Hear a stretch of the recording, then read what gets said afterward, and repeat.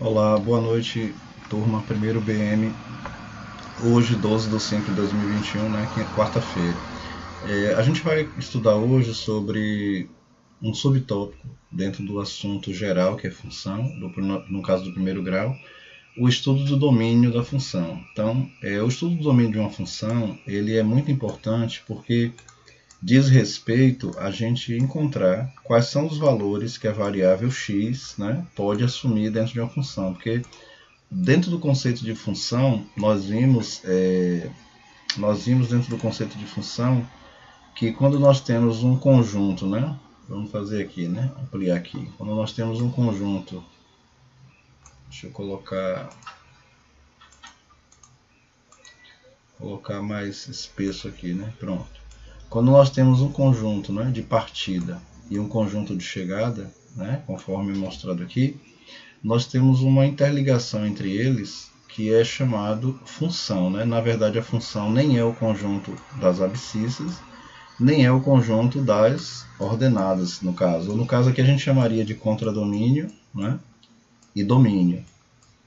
Então, quando a gente tem uma função ela estabelece uma linguagem de comunicação, é o fio condutor.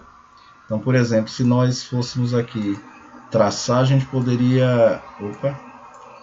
Está aqui embaixo. A gente poderia traçar, né, esse fio condutor, deixa eu mudar aqui a cor, assim, né?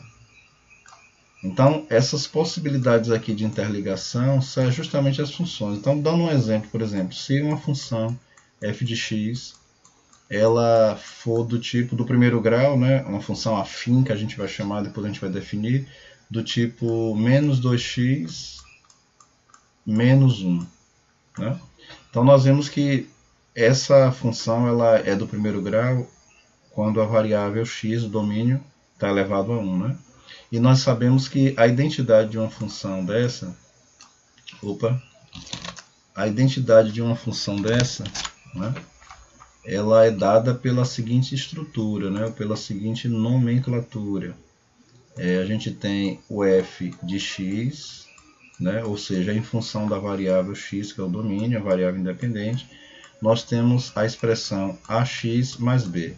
Essa função é chamada de função do primeiro grau, justamente por isso. E quando a gente, porque o x está elevado a 1, né? E quando nós temos aqui a identidade da função e temos uma função dada, é muito fácil a gente perceber quem é o coeficiente angular, que é o a. Então, comparando a identidade acima com a função embaixo dada, o a vale menos 2, né? E o b, que é o coeficiente linear, vale menos 1. O que é que significa dizer coeficiente linear o b?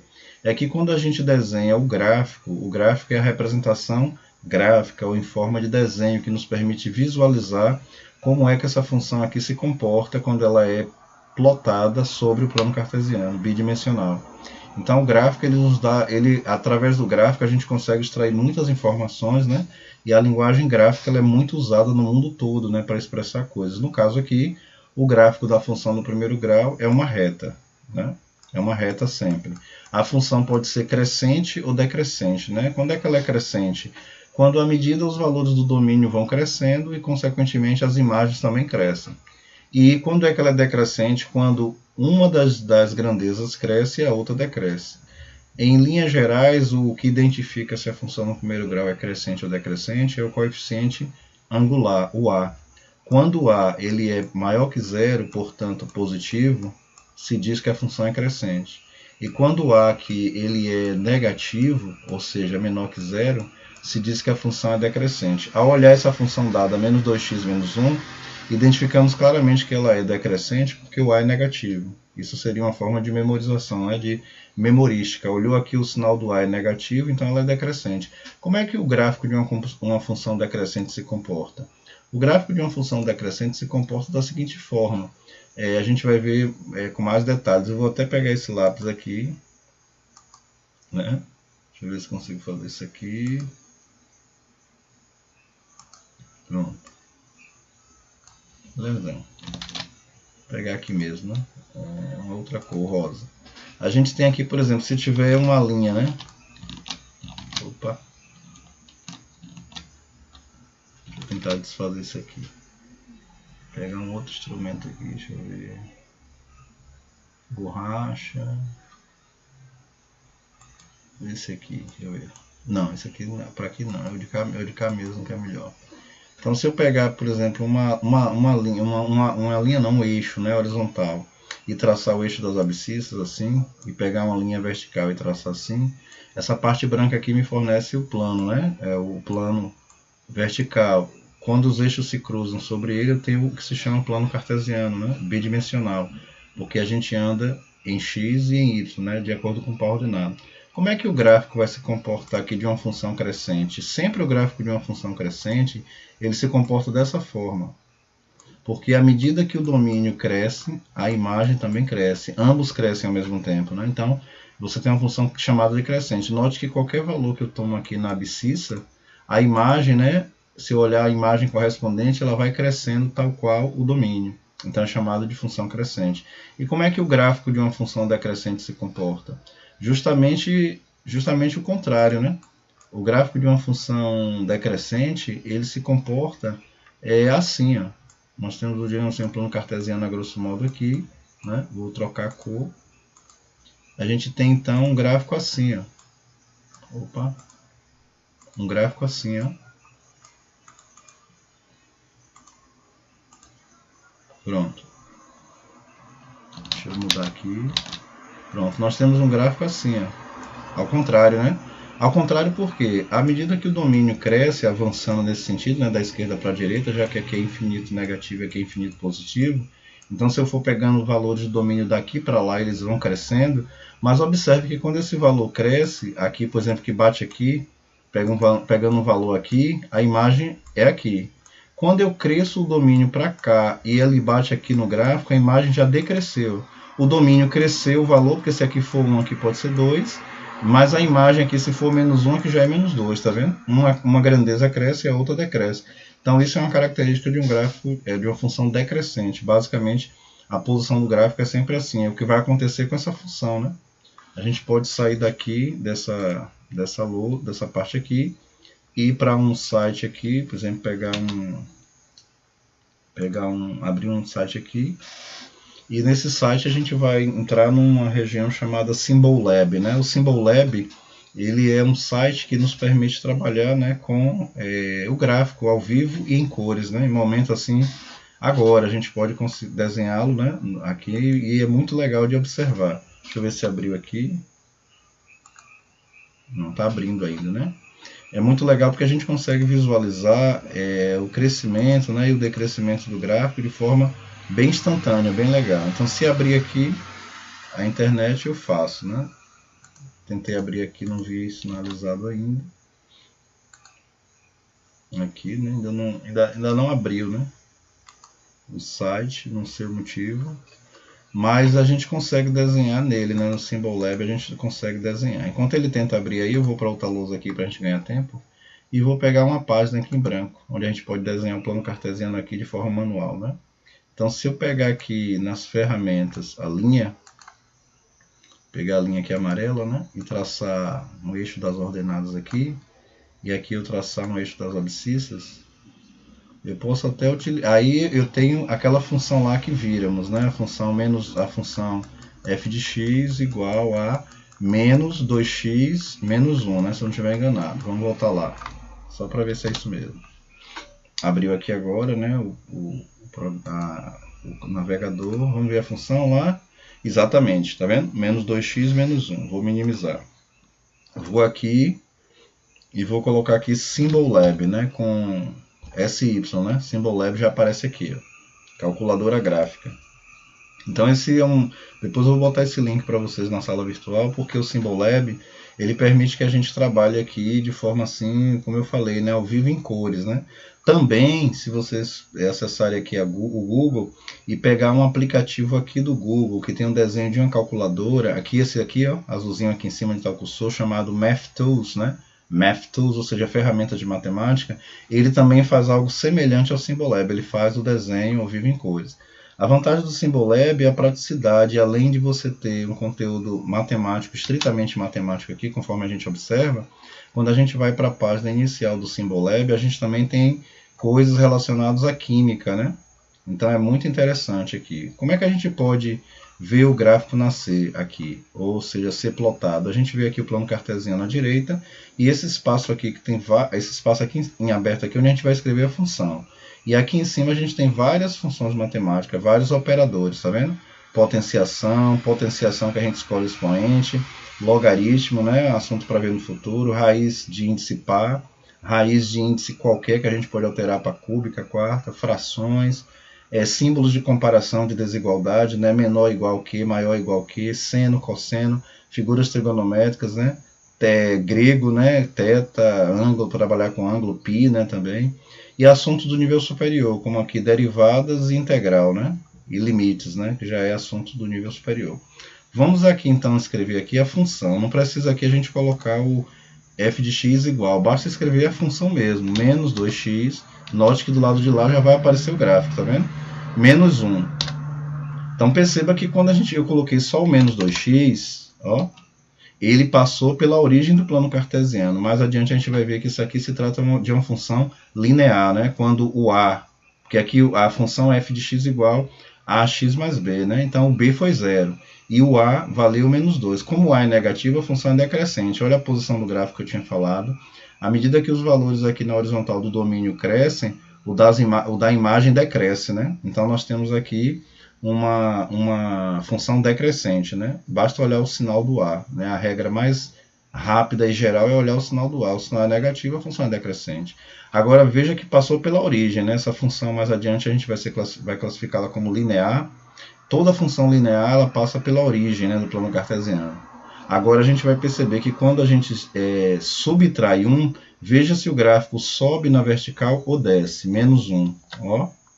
Ele desceu uma unidade. A gente não vê o numeral 1 aqui, mas o menos 1 aqui, mas tem o menos 2 aqui. Mas se a gente pegar o scroll do mouse, ó, tá vendo? E ampliar, ou então clicar aqui no mais, né?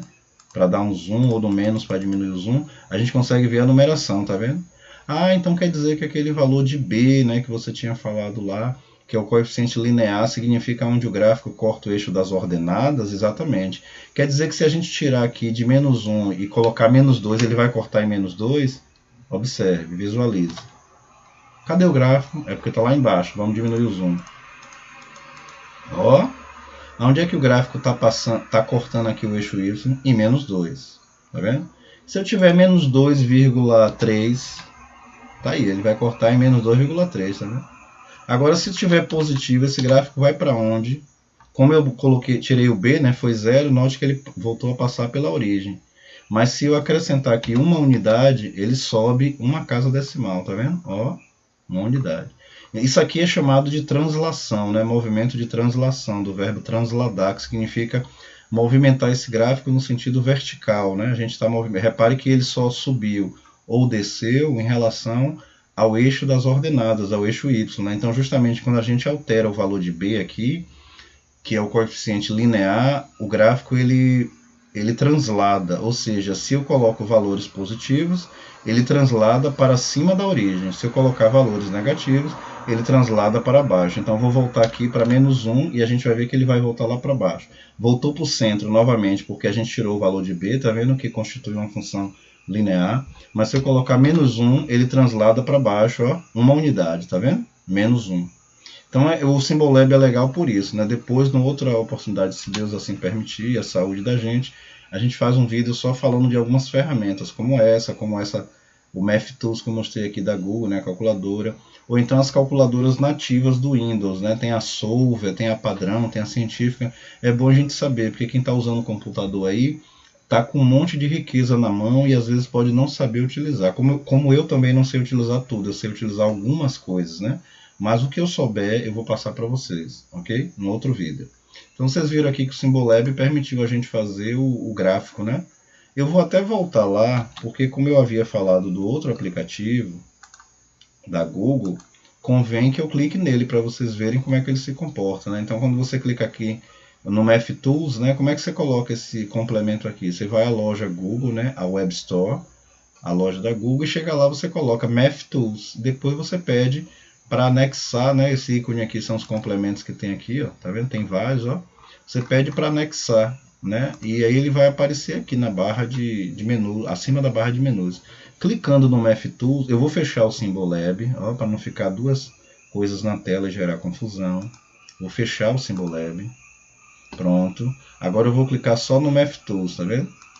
Vamos ver como é que ele se comporta. Ele abre uma calculadora, tá vendo? Deixa eu ver se eu consigo arrastar para cá. Eu quero mostrar algo dessa calculadora. Pronto. Não consegui arrastar, mas ela deve conseguir arrastar em alguma extremidade aqui, né? Legal que ela vem toda assim, ó, com o nome do aplicativo, tá vendo? MathTools, né? E a gente tem aqui várias funções matemáticas. É uma calculadora digital. Mas se a gente apertar aqui tem várias possibilidades aqui. No caso, 5 aqui embaixo, né? A gente vai clicar na oportunidade aqui, na opção chamada Graphing Calculator. Graphing é o gráfico, então a gente quer desenhar o gráfico. Quando eu apertar aqui, note a mudança da tela. Ó, tá vendo? A tela se comporta parecendo o Symbolab que eu tinha falado, né? Então tem aqui já em português traduzido, calculadora gráfica. A diferença é que no Symbolab está à esquerda, né, onde a gente escreve a função, e na Graphing Calculator, ou calculadora gráfica, está à direita, tanto faz. A ideia é a mesma, aqui aparece até o y, tá vendo? A gente pode colocar aqui a função, ó, que já estava aqui, que eu já tinha testado, e depois pedir para avaliar. Quando a gente clicar nesse botão avalie, ele vai desenhar o gráfico aqui. Parece que aqui a gente pode mudar a cor, né? Tá nessa cor aqui, não sei se permite configuração, eu não mexi muito nesse aplicativo ainda para poder explicar melhor, mas a gente vai ter o gráfico desenhado, que é o plotado, que é o que nos interessa. E aqui a gente tem outras opções, ó, de como trabalhar, inclusive coisas do nível superior, ó, calcular a derivada de uma função, né?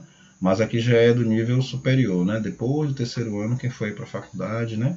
E fizer a disciplina cálculo. Então vamos dar aqui, avalie. Ó, ao avaliar, ele desenha o gráfico, tá vendo? Se a gente agora rolar o scroll, que é o botão central, né, do mouse, a gente percebe que rolando o scroll para ampliar, a gente tem aqui o que? Temos aqui ele passando pelo ponto -1, né, conforme dito, tá vendo? A função tem lá -1. Só que tem um detalhe, essa função aqui é diferente da outra, essa função é crescente, porque eu botei o 2 positivo, tá vendo? Mas se a gente voltar lá ao exercício, é negativo, então note a posição do gráfico real. Quando colocar o menos e pedir para avaliar, ó, mudou, né? Mas ele continua passando pelo ponto -1, porque o ponto -1 é o coeficiente linear, indicando onde o gráfico vai intersectar, tocar ou tangenciar, né, tocar, cortar mesmo, né, o eixo das ordenadas, o eixo y. Então tá aqui, ó, -1. Se a gente alterar do -1 para o -2, aquela mesma história que eu mostrei antes, ele vai passar no ponto -2. Se eu alterar o coeficiente linear, né, para -3, ele vai cortar mais embaixo ainda, tá vendo? Se eu alterar desculpe, se eu alterar de -3 para +3, né, note que ele vai transladar ascendente, no sentido ascendente, para cima. E eu pedi para avaliar, ele agora está cortando lá no ponto 3, tá vendo? Então isso é interessante, porque a gente vê que o coeficiente linear, ele faz o gráfico transladar, ou seja, se movimentar em relação ao eixo y. Agora lembra que o coeficiente a é o angular? O angular, a ideia de angular é a ideia de ângulo, né? Eu vou pegar uma ferramenta aqui auxiliar, é isso aqui, ó. Tá vendo? Entre a reta, que é o gráfico, né, e o eixo das abscissas, x, né?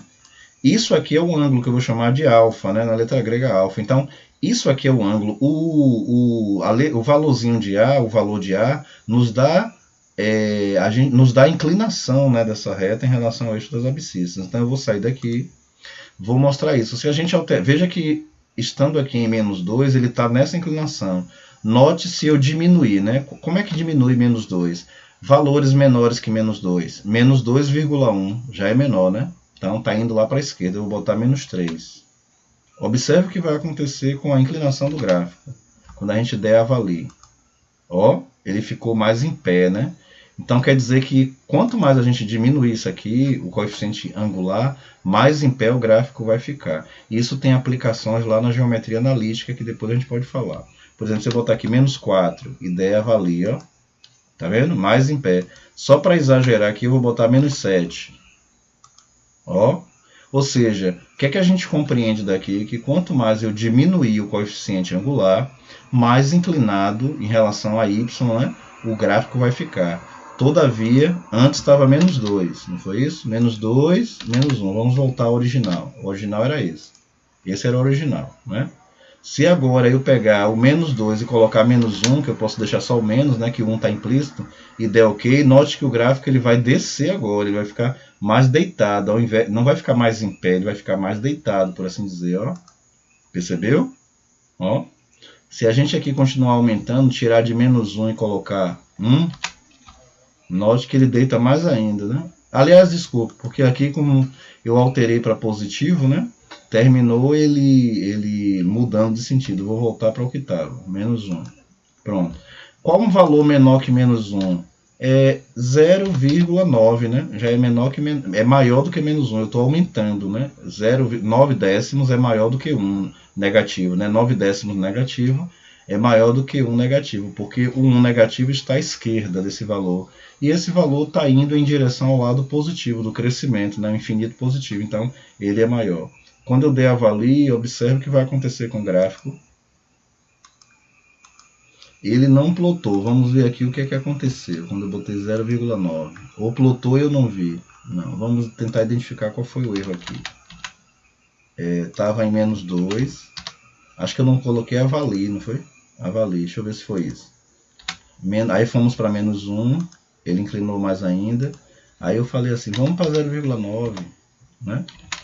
E vou colocar aqui avalie. Sumiu o gráfico. Vamos ver por que sumiu. Talvez seja por conta da vírgula que eu coloquei, né? Porque se a calculadora tiver em inglês, o separador entre as unidades e os decimais não é a vírgula. Em inglês se chama comma. Não é a vírgula.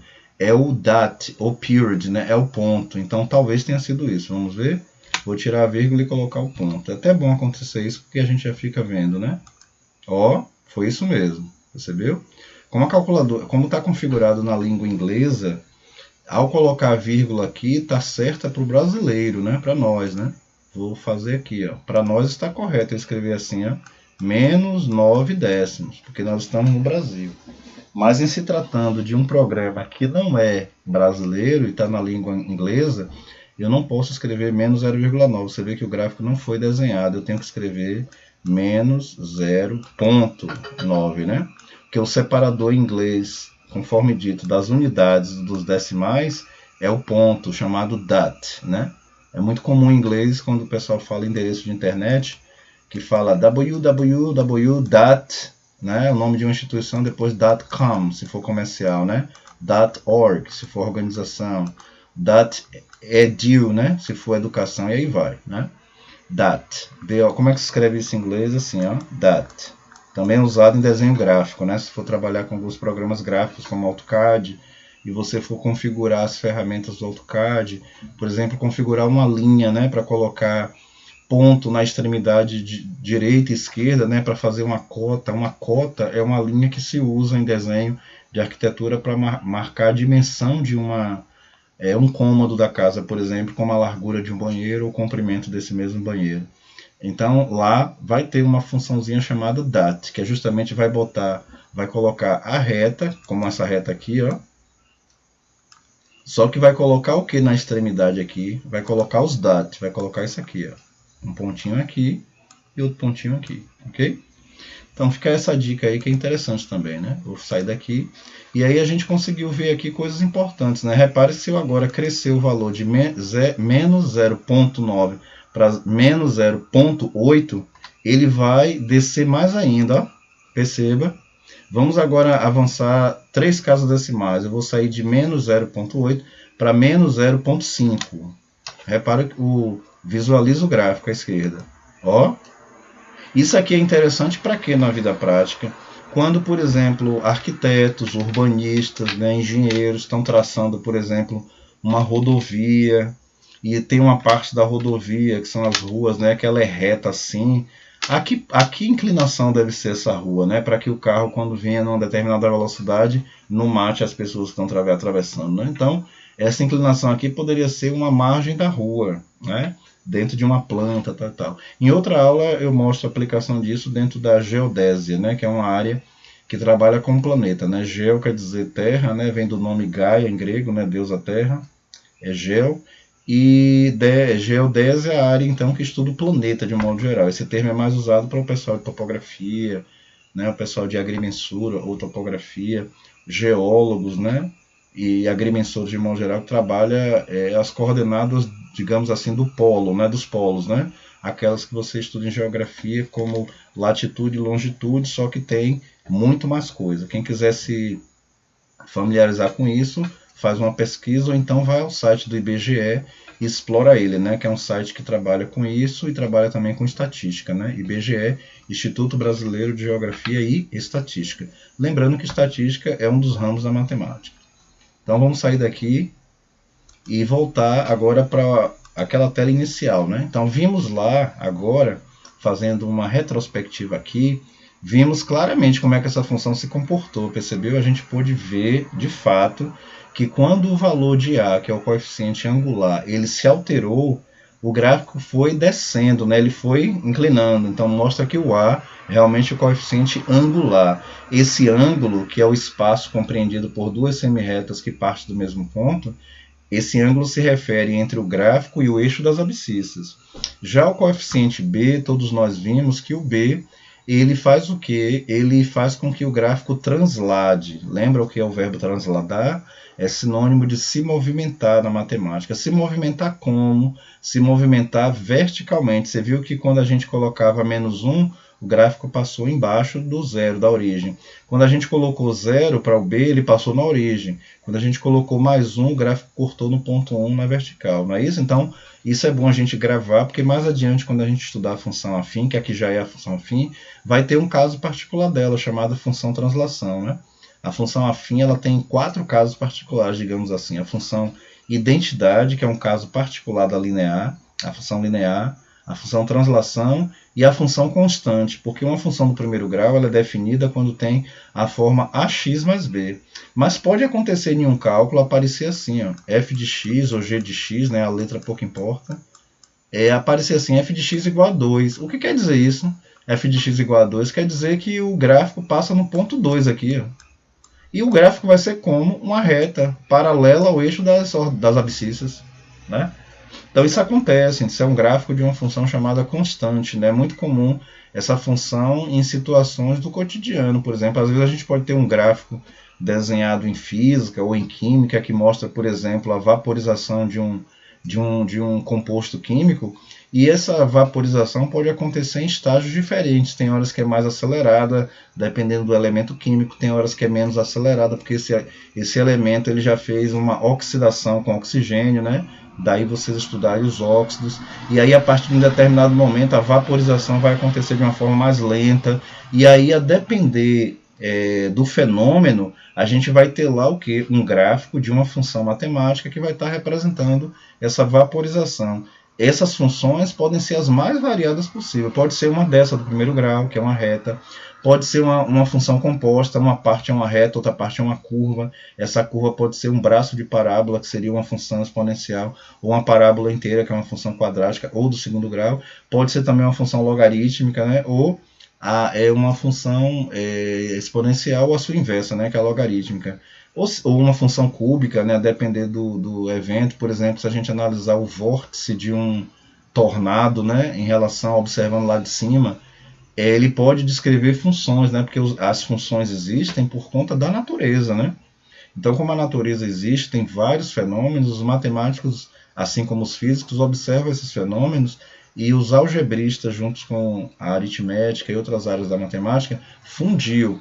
Por isso que Descartes ele é tão ovacionado, né, honrado, porque no século XVI, né, ele conseguiu criar, né, digamos assim, a álgebra, né, e não só ele, né, teve François Viette, que já vinha desenvolvendo isso, e esses povos aí do século XVI, na França, também já pegaram informações da Grécia, de Roma, do continente africano, né, de outros povos, né, porque cada povo que deixou a sua hereditariedade, a sua ancestralidade, a sua contribuição para a história, os outros povos que existem vai lá e pega, né, essas contribuições e fazem adaptações. Então, o grande boom de René Descartes é justamente isso. Ele, como filósofo e como advogado, ele desenvolveu uma forma de se localizar, né, prática, e a partir dessa forma de se localizar nasceu o quê? A geometria analítica, que vocês vão estudar parte dela na terceira série do ensino médio, né?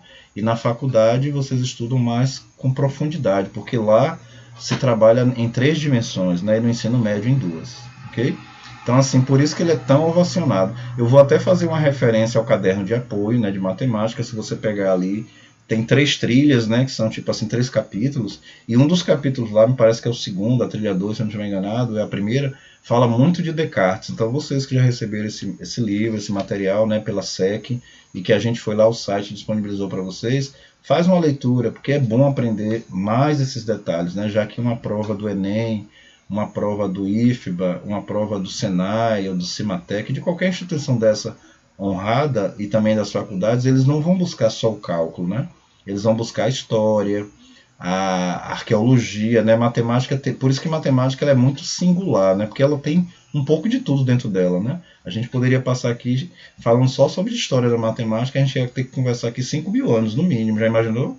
Vim lá de Anaxágoras, por exemplo, Apolônio de Perga, bem antes de Cristo, passar por Eratóstenes na Grécia, passar por Euclides em 330, né, no governo do Macedônio Alexandre, né, que falece em 332, vítima de malária, aos 32 anos e 8 meses de idade, e a gente iria avançar. Só aí a gente já regrediu 2.300 anos, já imaginou? Então é muita coisa para informar, né? Isso aí fica como dica, esses 2 sites que eu mencionei, na verdade essas 2 ferramentas, né, o MathTools da Google e o Symbol Lab, que depois eu vou passar para vocês, fica como dica das ferramentas que vocês podem usar, e eles podem ser usados no celular também. Olha que vantagem. Agora, para poder a gente fechar a nossa aula, vamos para um tópico 2, né, que é o chamado estudo do domínio, que seria a nossa aula de hoje. Deu aquela pane de manhã, né, eu falei com o Vitor, falei com outras pessoas da turma, pedi desculpa, não foi culpa minha nem de vocês.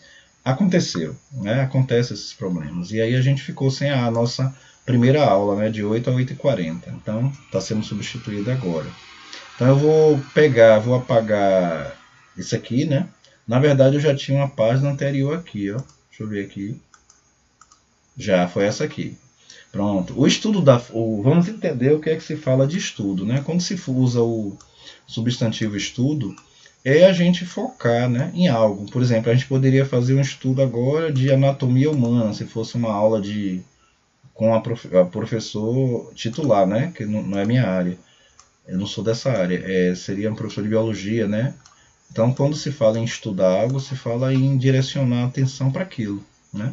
No caso aqui, o tópico geral é função e o subtópico é domínio da função. Mas o domínio a gente já viu o que é, né? São os valores que a gente pode atribuir à variável x. O que a gente quer é estudar esse domínio, ou seja, estudar quais são as possibilidades quando se dá uma função de x valer, quais os valores que x pode assumir, né? Então, o estudo do domínio basicamente é isso. Onde é que esse assunto se encontra no nosso livro didático? Na página 51 do livro, ok? Então, eu sugiro que vocês façam uma leitura da página 51, porque lá tem 3 exemplos já feitos, onde está escrito assim um boxzinho na cor de caramelo chamado exercícios propostos. Então, leia lá, porque está tudo resolvido e explicado. Eu vou explicar aqui esses 5 exemplos. Conforme dito, estudar o domínio é dizer, ó, x, você pode assumir tais valores.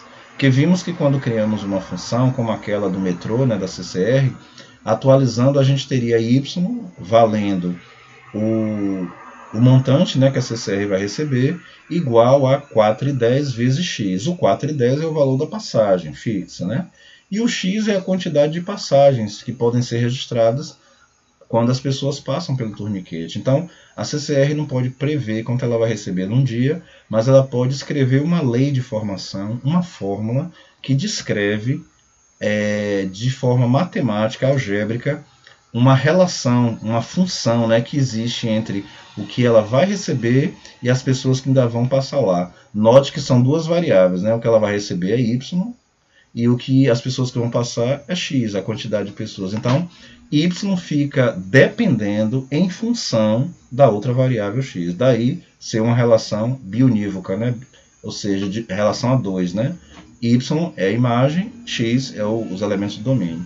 Então vamos aqui determinar nessa função f de x igual a 2x, quais são os elementos quais os elementos dentro do conjunto dos números reais x pode assumir. Lembre que quando a gente fala de estudar domínio, a gente parte do princípio de que se está a trabalhar com o maior conjunto do ensino médio, que é o conjunto dos números reais. Relembrando, vocês passaram por 4 conjuntos numéricos, até o 9º ano você passou por eles. Esse daqui, os naturais, né, que representam valores inteiros positivos, também chamados de inteiros absolutos, onde a gente utiliza ele para contar, porque os conjuntos existem a partir do processo da contagem, né? Quando o homem começa a enumerar, contar coisas, como por exemplo em algumas tribos africanas, onde o pastor saía para cuidar de ovelhas. Naquela época não tinha o sistema de algarismo do 0 ao 9, que os árabes e os hindus inventaram, e muitas das vezes o homem pegava o quê? Um osso de um animal e riscava, pegava pedrinhas, né, como era no caso na África, colocava a quantidade de pedrinhas relativa à quantidade de ovelhas. Então, se saíram 100 ovelhas e ele depois foi contar as pedrinhas lá, que naquela época não tinha nome, né? Era só as pedrinhas em si que representavam a ovelha, cada pedrinha era uma ovelha. E quando ele junta as pedrinhas e dão 99, independente de existir o algarismo 9 naquela época, ele sabia que estava faltando algo, uma ovelha, concorda? Então, o processo do Georg Cantor, né, de escrever a teoria dos conjuntos no século XIX, ele era da Prússia, ou seja, da Rússia, e foi educado na Alemanha, em Deutschland, na Alemanha, é arrumar isso, porque na época dele, século XIX, já existiam os algarismos, né? Os algarismos foram criados pelos árabes e os hindus, se popularizou pelo mundo no século XII, né, com uma obra chamada Liber Abaci, né, de Leonhard Euler, se eu não estiver enganado, e essa obra depois ela é publicada em latim em 1549 para o mundo todo. Então, a partir de 1549, que coincide com a descoberta de Salvador, estado da Bahia, o mundo passa a escrever os numerais de 0 a 9, para representar tudo, né? Lá em aritmética. Então, esses numerais inteiros, Georg Cantor colocou no conjunto dos naturais. 0, 1, 2, 3, 4 e aí por diante, né? Até o infinito. Porém, a ideia de perda também sempre existiu. Então, perder matematicamente é tirar. Quando a gente perde, por exemplo, uma unha porque ela está encravada, você sabe que essa unha precisa ser retirada. Quando a gente está com o cabelo grande e reclama que o cabelo está grande, a gente vai fazer o quê? Cortar. Cortar significa retirar cabelo da cabeça, concorda? Então, a ideia de perder é a ideia de retirar, de subtrair, né? Então, quando veio essa ideia de número negativo, no sentido de que, por exemplo, no banco você pode ter R$200 numa conta de seu pai, de sua mãe, e a mãe ou o pai se desapercebeu e emitiu um cheque de 300, a depender se o banco tiver cheque especial, né, que é um dinheiro que o banco empresta ao cliente e cobra juro, e juro quer dizer dinheiro, né, o banco cobra dinheiro por emprestar dinheiro, aí o nome juros, né, o banco pode até pagar, né, esse cheque, mas se só tiver 200, o cheque não passa, né, porque a capacidade de reserva lá financeira é menor do que aquela explicitada na folha nominal do cheque. Mas vamos supor que a mãe entrou no vermelho, todos nós entramos no vermelho, né? Entrar no vermelho significa, às vezes, meter mão, né, num dinheiro que não é nosso, no sentido de usar o dinheiro do banco, e o banco vai cobrar por isso. Então vamos supor que lá nas contas a gente se perdeu, os pais se perderam e emitiu o cheque foi descontado. Ora, se na conta tinha R$200, o banco vai logo segurar esses 200, né, para cobrir o cheque. O que é que o banco faz? Coloca lá na sua conta menos 100, né? O que o menos quer dizer que no próximo valor que entrar lá, ou do próprio cheque especial, o banco vai retirar R$100, porque 100 que ele retira com 200 que ele já retirou, dá 300, que é o valor do cheque. Então, quando veio essa ideia de menos, e a história disso é muito interessante, eu não vou contar aqui que o tempo já está indo embora, né? Mas é muito interessante porque, em princípio, as pessoas eram vistas até como malucas, né? Número negativo. Só que hoje, você abre lá no capítulo 1 do livro, página 1 a 39, você encontra temperaturas, né? Quem está na Sibéria, por exemplo, não está com 25, 27 graus, está menos de zero. Zero é ponto de gelo. Por exemplo, na Rússia, permafrost, né? Ponto de gelo. Supergelo, né? Permafrost. Mas se você tiver na Sibéria, por exemplo, ou então naqueles países escandinavos, né, que fica ali como a Suécia, a Noruega, a Finlândia, né, Dinamarca, é muito comum para eles o gelo, né, porque eles estão numa região gélida, né, numa região que as temperaturas podem chegar abaixo de zero. E na Sibéria, pior ainda, né, que é gelo puro, então, ou então no Polo Antártico, né? Ou seja, a ideia de número negativo não é uma invenção, né?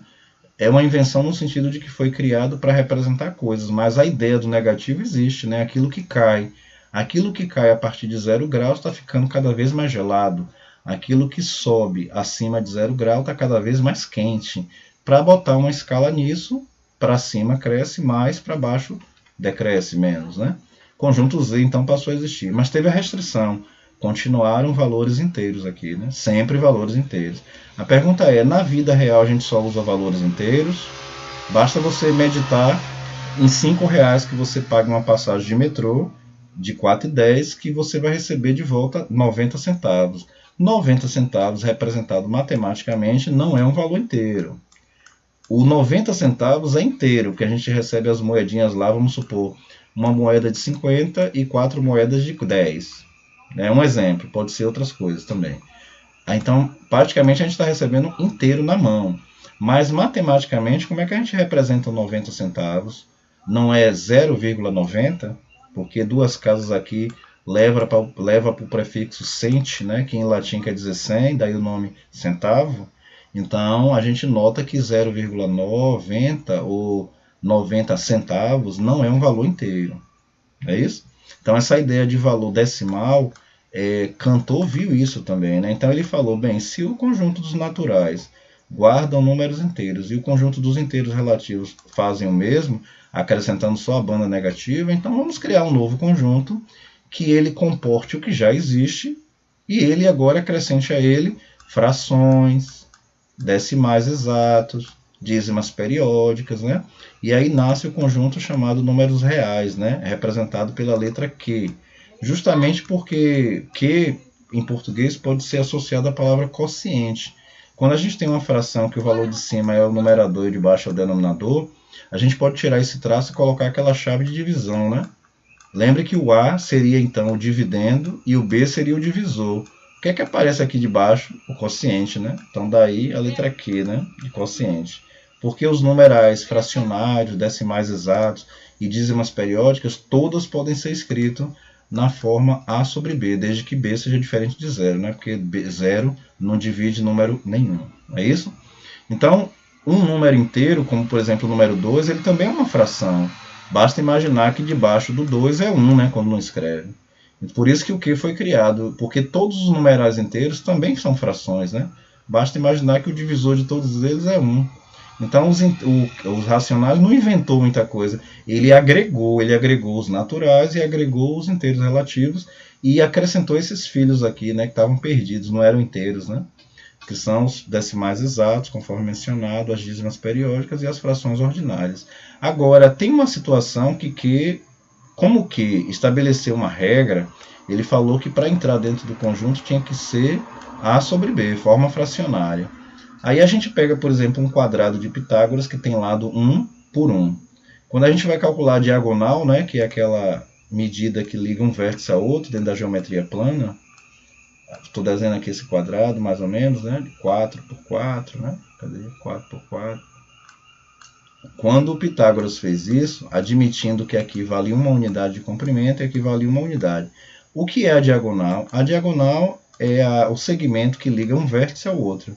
Um quadrado tem duas diagonais, né? Posso partir daqui para lá. Na verdade, um quadrado tem 4, né? Porque a gente pode ir de um lado para o outro, do outro para cá de volta. Porém, como é a mesma diagonal, a gente costuma dividir por 2. Lembra aquela fórmula lá de geometria que diz assim, número de diagonais é igual a n, que multiplica n menos 3 sobre 2? Pronto, vem de lá da geometria plana do 8º ano, né, quando você dá geometria plana. Então, a diagonal aqui, quando divide esse quadrado, forma dois triângulos, cuja natureza deles é muito interessante. São triângulos retângulos. O que é um triângulo retângulo? É um triângulo que tem, pelo menos, no mínimo, né, tem que ter no mínimo um ângulo de 90 graus. Né? E esses dois triângulos aqui são retângulos. Se eles são retângulos, são triângulos chamados pitagóricos, né? E Pitágoras mostrou que se esse lado de cá, 1, foi elevado ao quadrado, né? E esse lado de cá também foi elevado ao quadrado, e esses dois lados aqui chamam-se catetos, ele provou que o terceiro lado, que é o maior, oposto ao ângulo reto, que é a hipotenusa, elevado ao quadrado, ele corresponde a somar esses outros dois lados, ou sublados, ao quadrado. Em resumo, a gente tem que, se eu chamar de A a hipotenusa, de B um cateto e de C o outro, a hipotenusa elevada ao quadrado corresponde ao somatório entre o segundo cateto ao quadrado e o terceiro. Ok? Isso é chamado Teorema de Pitágoras. Teorema é uma verdade comprovada. Isso é provado. Tem até um vídeo que eu fiz sobre isso usando palito de fósforo e botei lá, né? Um vídeo bem pequenininho. E aí vocês podem conferir lá na aula, está na sala virtual. Ok? Então isso aqui é interessante, né? Porque quando Pitágoras pensou, vamos supor, uma unidade aqui, eleva ao quadrado, eu vou ter A ao quadrado igual a 1 ao quadrado mais 1 ao quadrado. O que vai me dar A ao quadrado igual a 1 mais 1, que é 2, né? O inverso da potenciação é a radiciação. Então, A elevado ao quadrado igual a 2. Significa dizer, qual é o valor que elevado a 2 dá, que elevado ao quadrado dá 2, ou resulta 2. Então, nasce o radix, né, o radical, que vai interrogar o 2. Quando ele prende o 2, ele está dizendo essa mesma linguagem.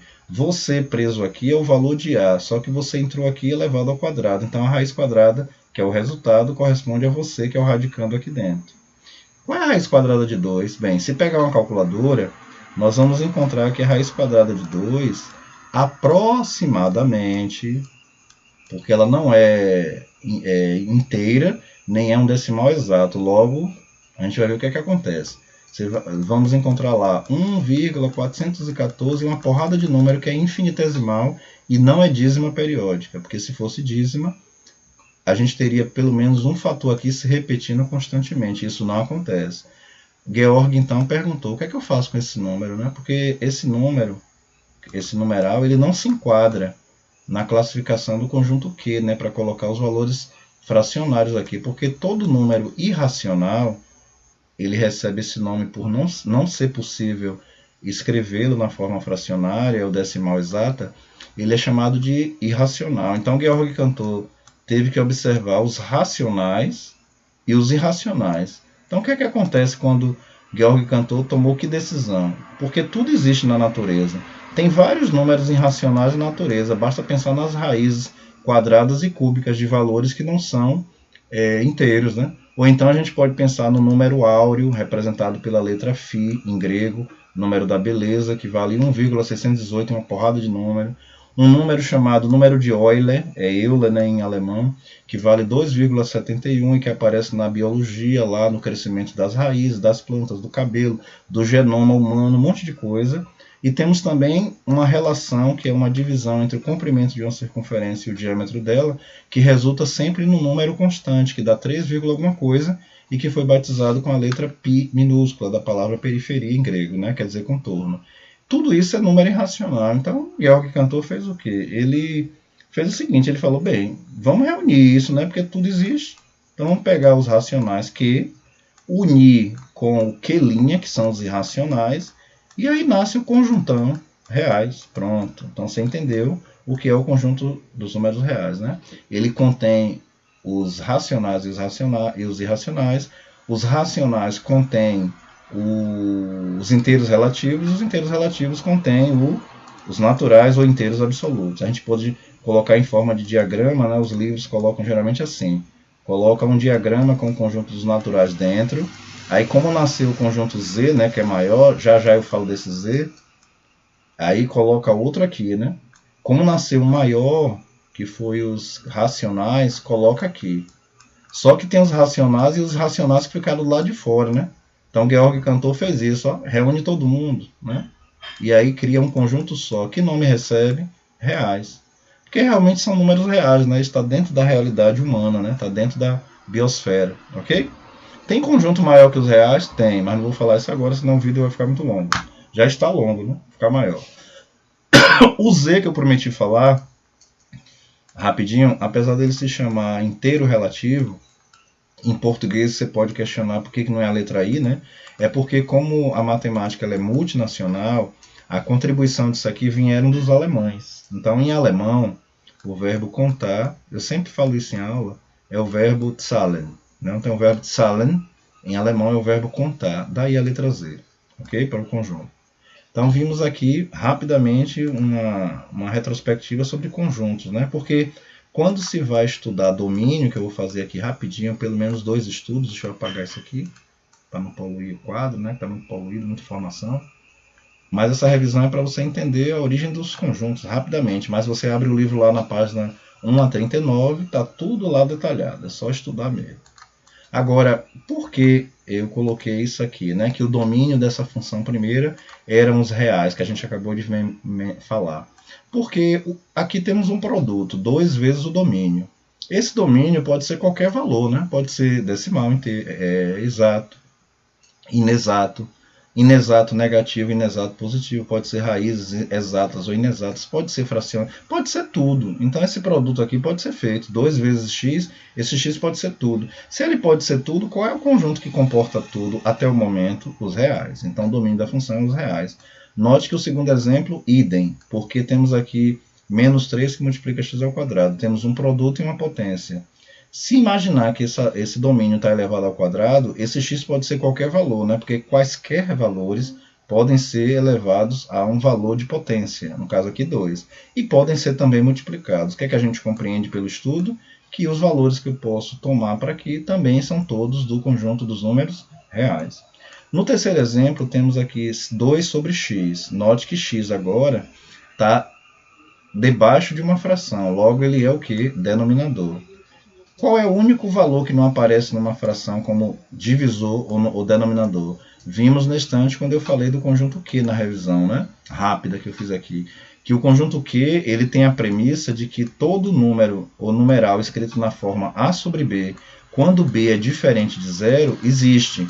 O que é que significa grafar isso aqui? Diferente de. Diferente de é o mesmo caso quando você escolhe não usar uma camisa que você odeia, que está lá dentro do guarda-roupa. Então você olha para ela assim e diz assim para a mãe, eu uso tudo que está aqui, menos essa camisa que eu não suporto. Pronto, pega esse exemplo. O diferente de quer dizer isso, pode ser tudo, exceto o zero. Porque não se divide nada por zero. Né? Imagine 2 sobre 0, não existe, né? Essa conta ela inexiste dentro do conjunto aqui dos reais, e só vai haver um caso particular no futuro, no nível superior, quando você vai ter o numerador e o denominador iguais a zero. Isso aqui vai se chamar indeterminação, mas é lá em cálculo, né? Quando vocês derem derivadas, limites e depois integral. Aí vem integral de linha, integral de 2 linhas, um monte de coisa. Mas isso é para o futuro, não é para agora. Ok? É para o future, para o futuro. Agora temos o terceiro caso, ou esse caso, melhor ainda, voltando a ele. Como o denominador não pode ser zero, eu tenho, mas pode ser qualquer valor também, né? Pode ser fração, pode ser decimal, pode ser negativo, pode ser positivo. Então, o mesmo conjunto são os reais, percebeu? Só que a gente tem que colocar esse asterisco acima, né? Sobrescrito à direita. O asterisco sobrescrito a um conjunto significa exclusão do elemento zero. Então, pode pegar qualquer valor, exceto o zero. Analisando a letra D aqui, temos um binômio dentro de um radical. O interessante é que o binômio está escrito menos 3 vezes x. Nós já vimos que para o produto aqui dentro pode ser qualquer valor. Então eu poderia até chegar aqui e dizer, o domínio é R. Mas tenha cuidado em afirmar isso, porque não está solto, está dentro de um radical, e o índice do radical aqui é 2. Então significa que está ao quadrado. Os valores aqui têm que ser o quê? Positivos, concorda? Não existe raiz quadrada de número negativo. Então, a primeira condição aqui, que tem que ser estabelecida e escrita, é o seguinte, que esse binômio que está aí dentro, menos 3x mais 1, ele precisa ser positivo, porque só existe raiz de índice par de valores positivos. Isso aqui vira o quê? Uma inequação. Quando a gente usa esses símbolos aqui de desigualdade, que são maior que, menor igual, maior igual, ou diferente de, são símbolos de desigualdade, chama-se inequação. Como é que resolve? Muito parecido à equação. O que tem variável fica à direita, o que não tem vai para a esquerda, né? Cuidado agora quando mudar esse valor para lá, né? Vamos fazer aqui, x maior que o que está multiplicando passa dividindo, né? e nós temos aí menos dividido por menos mais, então vai dar 1/3. Então a gente percebeu que os valores que entram aqui tem que ser maior do que 1/3, porque se eu pegar esse 1/3 e colocar aqui em x, vai dar 0, porque esse valor aqui representa o valor que daria 0. Como a gente não fez uma equação para dar 0, aliás, aqui pode ser maior ou igual a 0, desculpe, porque existe raiz quadrada de 0, né? Eu havia errado isso aqui. O valor aqui tem que ser maior ou igual a 0, porque existe a raiz quadrada de 0, que é 0. Não pode ser menor. Então, a resposta final, basta eu pegar isso aqui e botar lá? Não, a gente tem que arrumar isso aqui. A gente vai colocar numa forma chamada explícita, né? Que é a forma de conjuntos. A gente vai ter que dizer que, abre chaves, dizer que esse conjunto de valores x pertencem aos reais. A gente viu que pertence, né? Mas não é qualquer real, porque os reais que deram, para poder colocar aqui pela raiz ser par, foi valores maiores ou iguais a 1/3. Então eu tenho que pegar essa informação e botar aqui em cima. Tal que x é maior ou igual a 1/3. Pronto. Agora respondeu qual é o domínio. A gente tem certeza que existe resposta para isso, desde que o valor do domínio x seja maior ou igual a 1/3. Ok? Veja que o detalhe aqui já foi mais, né, sutil. E aqui agora, mesma coisa, só que o índice é ímpar. Quando o índice de uma raiz é ímpar, gente, significa que pode ter valor negativo ou positivo, né? Então, pode ser, aqui dentro pode dar 0, que a raiz cúbica de 0 é 0. Aqui dentro pode dar um número negativo, porque os índices ímpares permitem a existência de raízes, né? Basta colocar na calculadora raiz cúbica de menos 8, que você vai encontrar lá menos 2. Por quê? Porque menos 2 ao cubo dá menos 8. Né? O inverso da radiciação é a potenciação. Se a gente eleva essa resposta, que é a raiz, ao cubo, e resulta no valor que fica aqui dentro, que é o radicando, está tudo certo. Então, de um modo geral, aqui aceita, digamos assim, tudo, né? O zero aceita, a fração. Então, essa daqui é mais simples, a gente não precisa impor uma condição aqui, porque a raiz cúbica aceita tudo aqui, né? Agora aceita tudo. Ela aceita negativo ou positivo. A raiz de índice par, a gente tem que botar aquela condição maior ou igual, né? Maior ou igual, né? Mas a 0, né? Tem que ser maior ou igual a 0. Menor não pode. Essa daqui não, pode ser maior ou menor. Então, de uma forma geral, a gente diz, pelo estudo do domínio, que o domínio da função dela é o próprio conjunto dos números reais, né? Sem medo de errar, ok? E aí a gente termina essa aula aqui com esse tópico, né? Então vimos o que nessa aula? Voltando lá ao que víramos, né? No início, o propósito da aula era a gente falar sobre função polinomial do primeiro grau, falamos, né? Dentro dessa aula a gente pôde ver aqui a questão dos coeficientes angular e coeficiente linear, né? E ver a função respectiva de cada um. Depois daqui a gente pôde ir para o Symbolab, né, para o MathTools, e ver como é que o gráfico se comportava. E agora, aqui na lousa, a gente pôde ver o estudo do domínio, que se trata de saber quais são os valores que a variável x pode assumir. Ok? Para casa, qual é a dica que fica? Aquela que eu havia falado, estudar a página 51 do livro. Boa noite, abraço. E aí está a nossa aula de hoje de manhã, que não pôde ser dada, né, por aqueles motivos. Um abraço aí, primeiro BM. Até a próxima.